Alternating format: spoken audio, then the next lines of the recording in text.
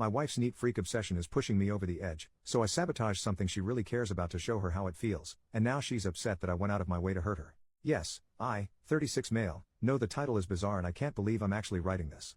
My wife, 34 female, is a neat freak, she always has been.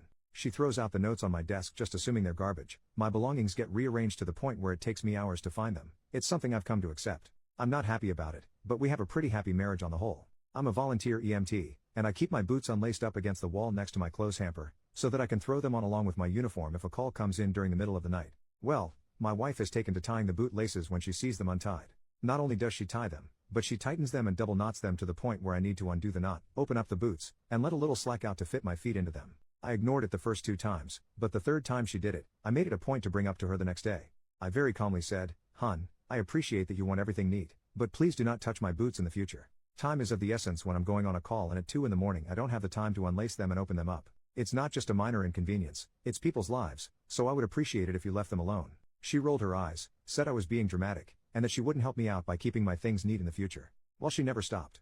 No matter how many times I've asked her, told her, begged her, she just laughs and says, "Well, you know how I am." The other night a page went out for a CPR in progress. I went to throw my boots on and they were, once again, tightened beyond recognition. So I'm sitting there on the edge of the bed, cursing, trying to get my boots open, and fumbling due to the stress of the situation. My wife opened her eyes, groggily looked at me, and asked, "Don't you need to go on that call?"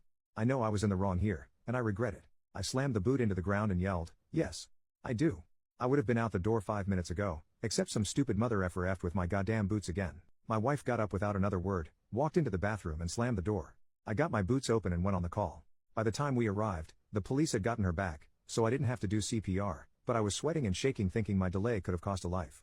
I got home and my wife wasn't talking to me. She ignored me the entire day until we finally sat down and talked. She said I had scared her with how angry I got, that she thought I was going to hit her, and she didn't know I was capable of getting so angry. Note, I have never raised a hand to her, nor have I ever yelled at her before. I am absolutely not a violent person in any way, shape or form. I apologized for yelling at her, and acknowledged that I hadn't meant to snap at her. I was frustrated with the situation as I needed to get to the person in need of CPR as soon as possible and it was a delay that didn't need to happen. I, once again, pleaded with her not to touch my boots because lives were literally on the line. She told me that if I was going to overreact and make her afraid, then she would never touch my boots again because she didn't want to live like that.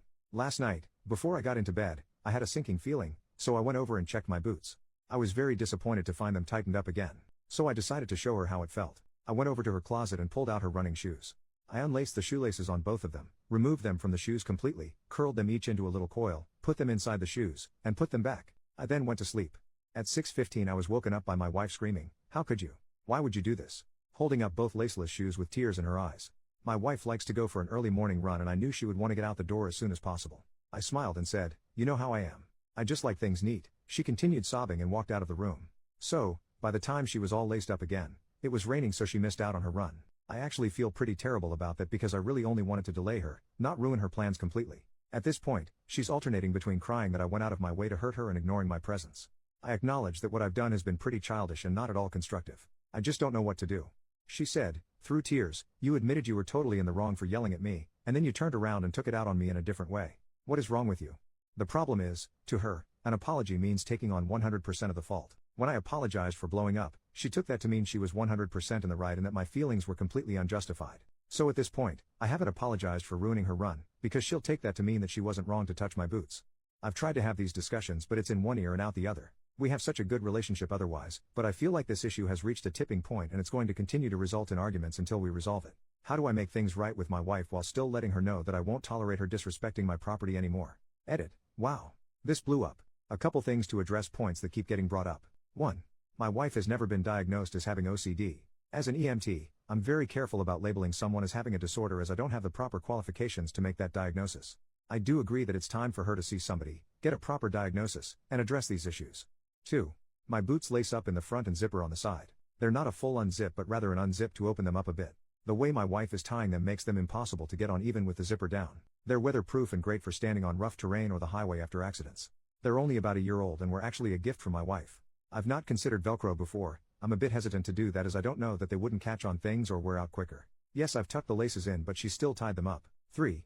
This is a bit of compulsive behavior on my part. I don't leave my boots in the garage because my mother was a smoker growing up and that's where she would smoke. So I would end up with ashes in my shoes and having them reek of tobacco after. So I developed a habit of wearing them into my home. Also, if I leave them there, they're likely to get moved someplace safe where it will take me even longer to find them. Putting the boots in the closet, she found them and tied them. Putting them under the bed or out of sight, they were found, tied, and moved to the closet. 4. I honestly believe that a footlocker or any other kind of box would get moved to where I would have to wake her up to find it.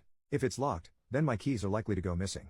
For some reason, sitting on my dresser is not appropriate, but in the pocket of a jacket downstairs in the closet is. 5. I am likely going to start putting my boots in the car. Though I had to laugh at the people suggesting decoy boots. As much as it may seem like it, I'm not living in a spy versus spy cartoon. 6. I am a volunteer EMT. We respond from home. We don't have sleeping quarters, and I work the overnight shift, so I sleep during my shift, get out of bed when a call comes in, drive to the building, and take the ambulance to the scene. This is typical of volunteer organizations. Paid EMS is more likely to have sleeping quarters or even require EMTs to be in the truck throughout their shift. Community-based EMS is more likely to take 911 calls and respond to emergencies whether paid or volunteer. Private EMS is more likely to take transport requests such as to or from dialysis or chemotherapy as well as hospital to nursing facility discharges. 7. To those who have told me that I don't have the right to use the word life-saving, on my dress uniform I have pins for 3 defibrillator saves and 4 for CPR saves. I've crawled into a car wreck to open someone's airway and bag them until we could get them out. While transporting a patient, I recognized signs of internal injury and ordered we divert to a trauma center, where he was put directly into emergency surgery that saved his life. Did I do these things entirely by myself? No, of course not. I would never claim that I was the sole reason someone lived. However, I am, at my very basis level, a vital link in the chain or survival. So while I can't claim complete credit for any of the things I've done, I would certainly put a lot of blame on myself if someone didn't live because of something I failed to do. 8. I have a full-time job that I work 8 to 5 Monday to Friday outside of EMS. That is why I volunteer on the night shift. My wife works as a payroll manager for a mid-sized office. I earn about $10,000 a year more than her. We've been married for 2 years. While I lived on my own before we were married, she didn't move into the apartment until we got engaged. So, I think to her, that was my place, not ours, and she didn't really touch my things. I was with another EMS organization until we moved to a new town after our engagement. When we bought the house, I joined the local volunteer squad as an EMT. My wife regards my job as part of my identity while she sees the EMS as something I volunteer to do. She would say, "This is my husband, he is," job title, not "This is my husband, he is an EMT." Update, I've gotten a few requests for an update but didn't want to post until I felt like I really had anything to say. A lot has happened in the past 2 weeks, so I'm going to try to go over it as best I can. My wife and I started talking again. We had a very serious conversation and I did apologize for what I did to her running shoes, and then I told her I had to speak some truth and I wanted her to promise me that she wasn't going to roll her eyes, interrupt me, scoff, or get sarcastic with me, which she did. I told her that I was not kidding about my boots, that while most of the time I caught geriatric transports, falls, and nausea, there were instances where response time was of the essence and I didn't have time to play around with my boots in the middle of the night. I told her that there have been times when my intervention has been critical in saving a life, when my training has helped me recognize an underlying emergency, or when a call I made ensured that a patient was prioritized upon arrival at the hospital. I explained that a lot of the crap I see, I don't tell her about because I don't want to give her nightmares or make her worry about me. She actually listened and didn't dismiss what I had to say. She responded that she was trying to help by keeping things neat. I responded, "But you're not. Sweetie, I'm not trying to be mean, but you're not helping. You're hindering me. One day it may be the difference between life and death. I need you to not touch my gear. It's where I know where it is, it's where I can easily find it in a short amount of time, and if you move it, you are impeding an emergency response. I don't care if it looks neat. It serves a function, it doesn't look pretty. If you want to help me, please leave my gear where I put it." A few nights later I had my friend Officer Rich come over.